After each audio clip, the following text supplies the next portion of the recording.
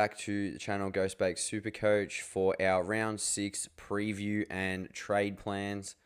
We're in a very unique position this week. Just in terms of haven't been really locked into anything I've wanted to do for the whole week. Been trying to crunch numbers, look at certain players' runs that they've got coming up, and looking at the structure of my team and everything like that. And I've gone through about 10 different trade scenarios that involve not trading at all, using one, using two, or even boosting. So we did make a promise that we weren't going to boost, and I think we're going to stick through that this week now. So obviously, Thursdays are really hard to get the video out because obviously I want to get the video out when teams are announced so we can have a real good look at things rather than do it before we get to see what the teams look like. But I have footy training, so doing it on the fly, plus the game's on Thursday, so it is really hard to make decisions on the fly like that. I thought I would do, this is after the game last night, so it's Friday, Arvo. So we've gone through the Collingwood-Carlton game at the moment, so apologies not getting it out too early, but yeah, it would have just been probably a lot more speculation, and most people sort of are locked in on their trades and stuff once the teams come out. So we're not going to take too long. We're just going to explain a few scenarios of what we can do and explain sort of like what our thought process is, not just for this week, but for next week as well.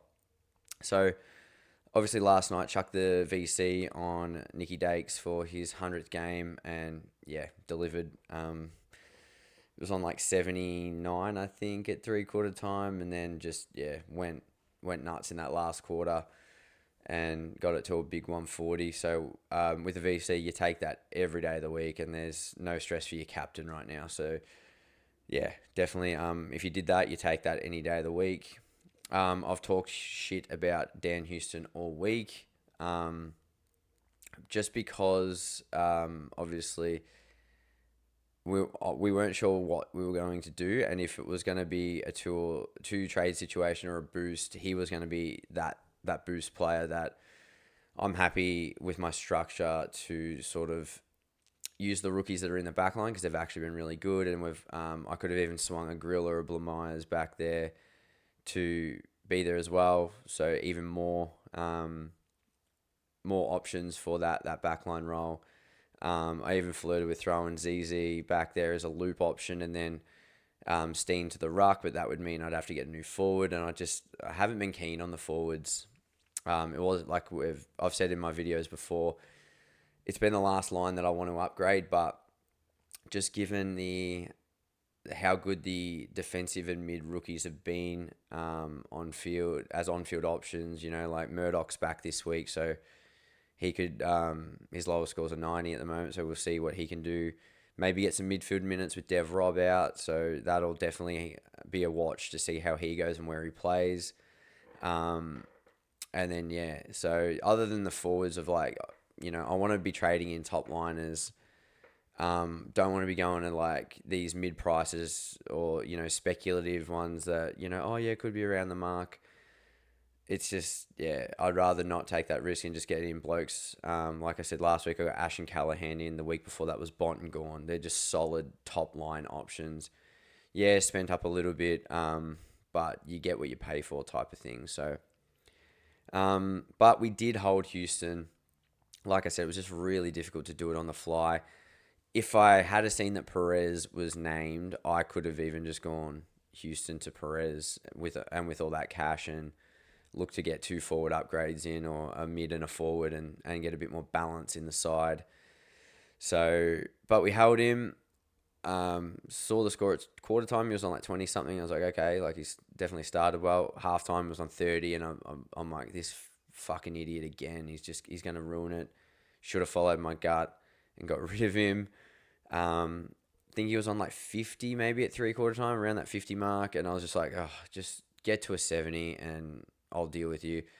And obviously Collingwood got back on top. He took a lot of chip marks when they were trying to kill the clock, and got into some decent positions for once just in regards to that. But Checked the score. I thought, oh yeah, he's got to be about that 70 mark now. I checked and it said he was on 90, and I was like, oh shit, like did not think he scored that many points in that amount of time. But and then obviously he got scaled down to an 87. So look, we'll take that. He hasn't lost too much cash, but not someone I want in the team.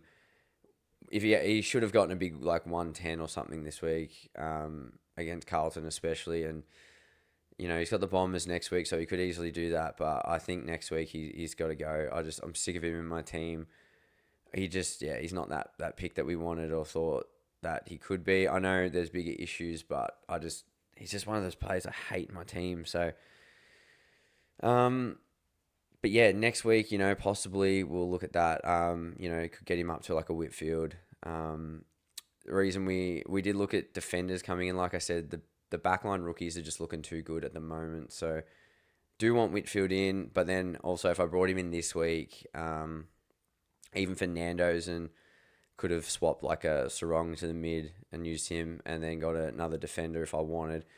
But just that Jordan tag, I think it's going to Ash or Witt. So I'm going to just hold off in case it is Witt. He'll probably go to Ash, knowing my luck, or Callahan, because I've got both of them. But yeah, I'm just hoping he goes to Witt, and then Witt drops a crappy score, and I can get him cheaper next week. So we'll see how we go. I just didn't want to take the risk this week. So, but yeah, so we held Houston, but we'll probably look to purge him next week, I think.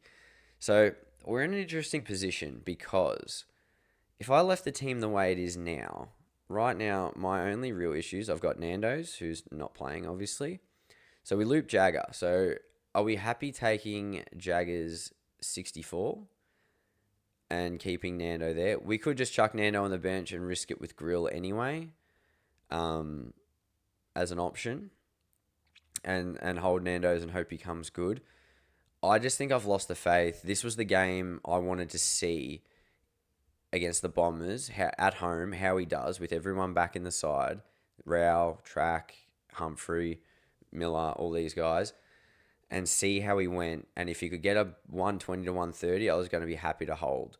If he failed to turn up against Essendon in that situation, then I'd go, no, you're not going to be a top liner. Like, now that he doesn't have that and he's got harder games coming up, I'm just not confident. I just don't know if he can be that top liner. I still think he'll average like 100, maybe 105, but we brought him in to be a 115 plus kind of guy.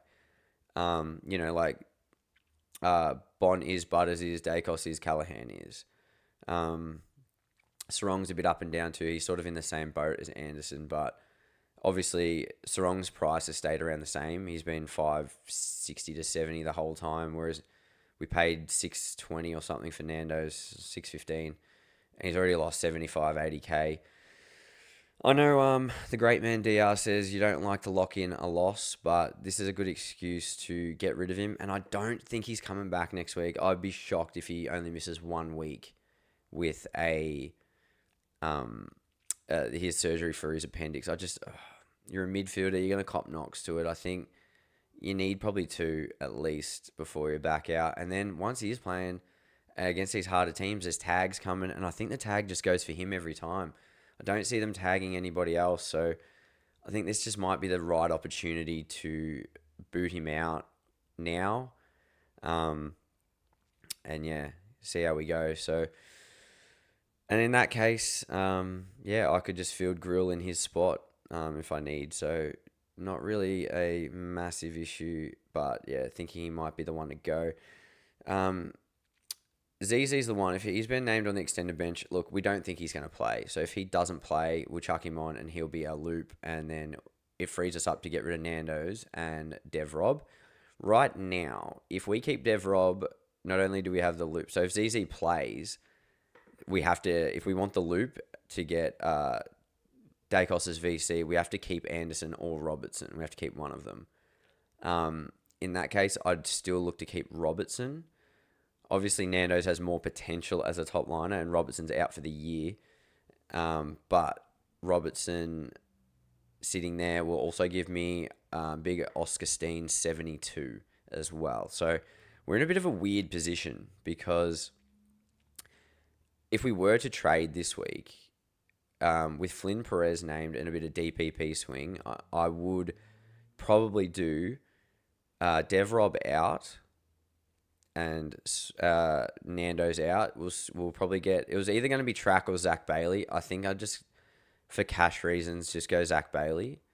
I like his run coming up. He's getting midfield minutes. I know Klug's coming back and might take a bit, but he's never going to get tagged out of that group. There's so many players that get tagged out of him, whereas that's the issue with like a Cozzy or someone like that. However, Zach Bailey's buy is the best buy. I've got no players on that buy, no primos, so it just, I think, suits.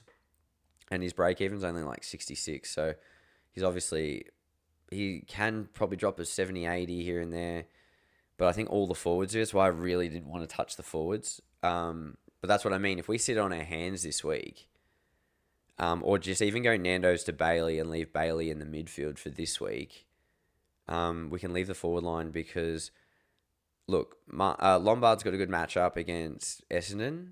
Could he get a spike score? Possibly. You got Philippou against the Crows. No real issues there.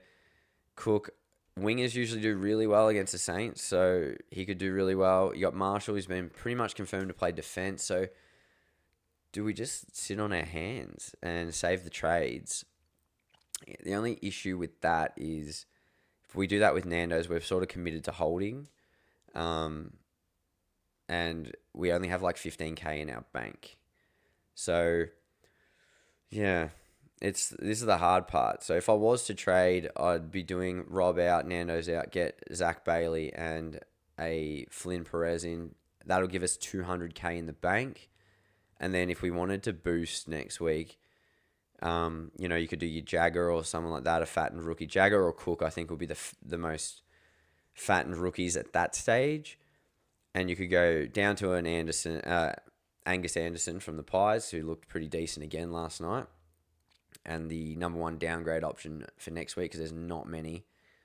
And then we could boost Houston out and another genuine upgrade. We should have 400K to do 2 upgrades, and the upgrade I'd be doing is Houston up to like a Whitfield, so that's only going to cost 100. I have 300K to play around with, maybe even try and keep some money for like a Huey McCluggage next week as well. So yeah, that's the options if we do trade. If I'm leaning anywhere, it probably is to do the 2 trades just to make sure we've got more options next week, because I'd rather have options than, yeah, if we sit on our hands and save the trades this week, yeah, we get to keep Nando's and, we pretty much stick with him and see how he goes. We get the 72 and the loop locked in, don't need to worry about it too much. So if we do that and keep the trades, we have 30 trades and 2 boosts left, but only 15K roughly in the bank. And then we do that Jagger downgrade, and then I wanted to get rid of Houston. So we'd pretty much be locked in only doing 2 trades, and it's not like a full-blown massive improvement to the team, whereas this week we could get Bailey in, and then next week could be like a Whitfield and someone else. So, like, the trades are there. I know people want to hold on to their trades for injuries and whatnot, but yeah, just like these will be injury trades, Anderson and Robertson out.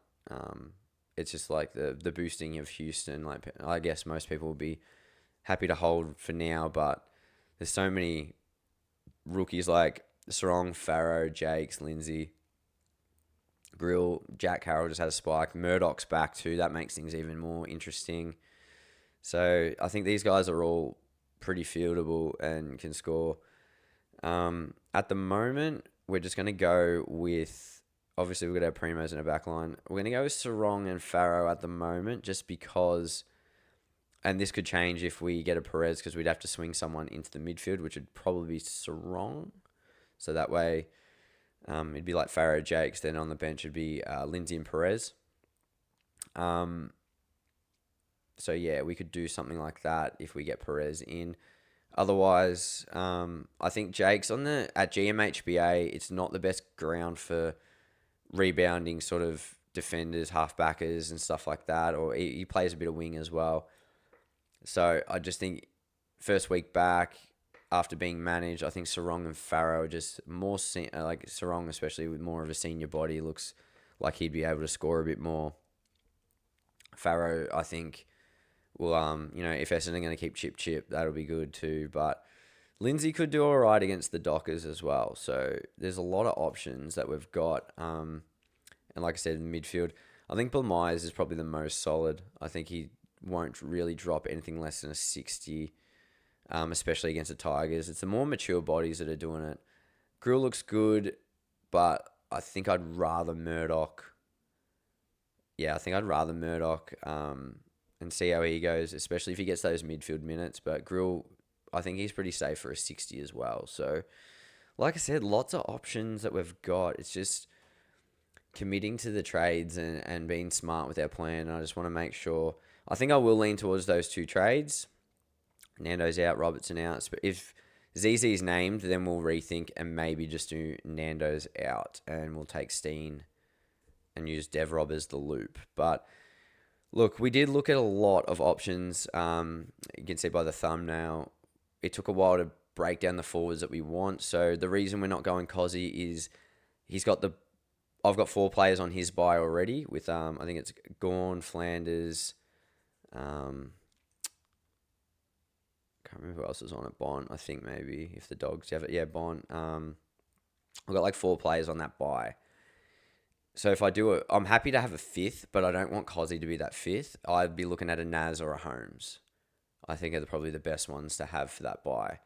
So that ruled Cozzy out. Plus he is the number 1 tag target. So I still think he's a good pick, but just in terms of my buy structure, it's not the best. Took, I really like Took. I think he'll average probably like a flat 100. I'm not expecting like a 105, 110, anything like that because it's a different role. He's not getting the midfield minutes he used to, hence why he's got the forward DPP. And he could go off this week against the Bombers. If he does go off, it won't surprise me. But he's not going to hit the 168 break even, you wouldn't imagine. So we can wait a week on him. And he could be one of those forward options next week that we target at around that 500, 510K range sort of, I think he'll be. So that's great value for a forward that can easily average 100. So we're going to wait that week on Took. So I came down to Track or Bailey, and I just think to get Track in, I have to do the second trade, the Robertson out to Perez, to have enough money to get up from Nando's to Track. I just worry about the midfield minutes. I still think he can go 130. It wouldn't surprise me. But maybe more towards the, sort of 90 to flat 100 sort of range seems a bit more logical for this week. But obviously he's going to be F2. There's no ifs, ands, or buts about that. He's F2, if not F1, if he can actually eclipse Sheasel. Maybe not for total points, but for average. But yeah, so it's like, do I want him because he's going to be a top of the line? It doesn't matter. Or do I save a bit of cash, jump on a Zach Bailey, who should be around the mark? I think he'll be a top 6. He's getting midfield minutes. It's a contract year. Like he could go somewhere next year. Brisbane obviously will want to keep him, but they're probably aware that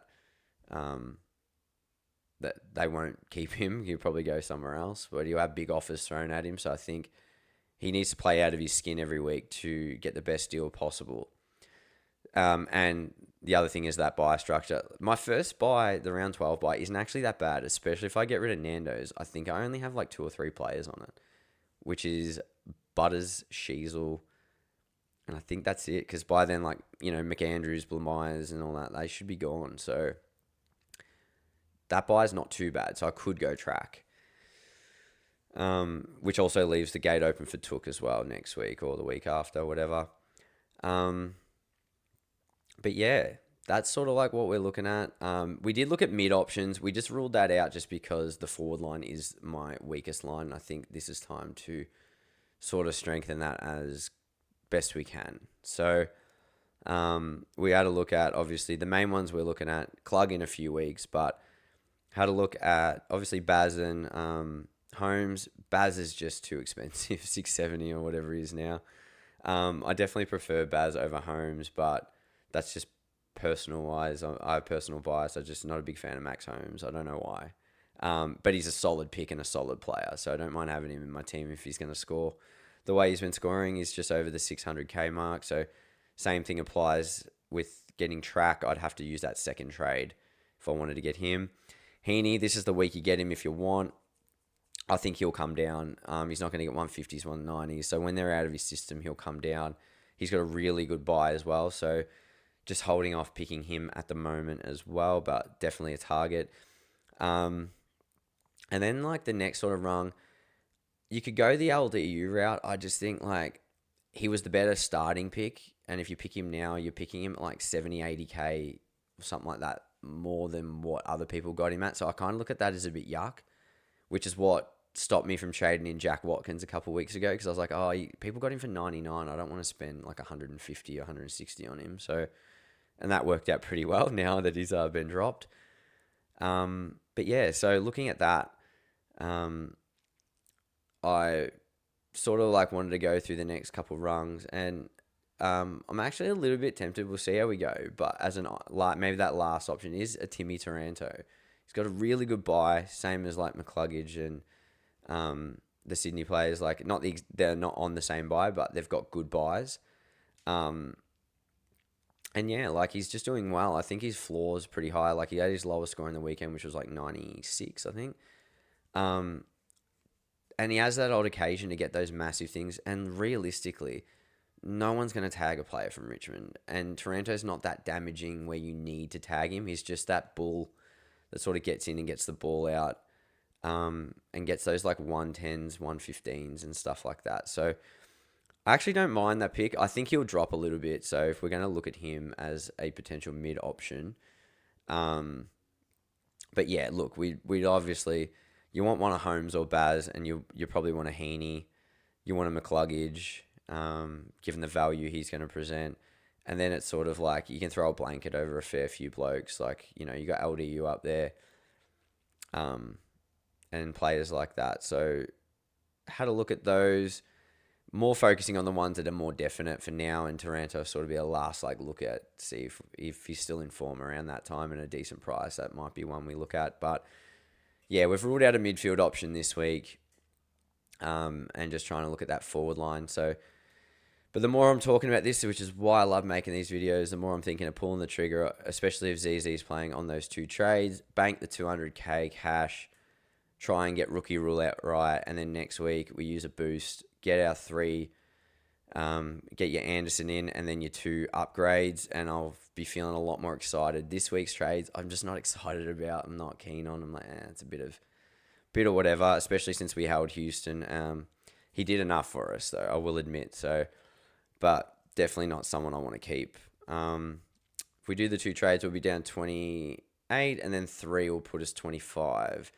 And that's where we'll do the 1 up, 1 down, and eventually try and just keep the upgrade cadence going and not going too crazy every week. And maybe over the buys, if we've got enough cover and we get that buy structure right, we might not need to do many trades over the buys and just keep it nice and simple. And that's where we'll sort of chill and catch up with holding on to trades. But so yeah, we could be doing 2. We're definitely not boosting this week, so don't worry about that. But we could be doing 2, could be doing 1, or we might sit on our hands. We will see. But anyway, as usual, thanks heaps, guys. It's been great to chat and get the thoughts out. Sometimes when you're saying it out loud to yourself and to you guys, it sort of makes things a bit clearer.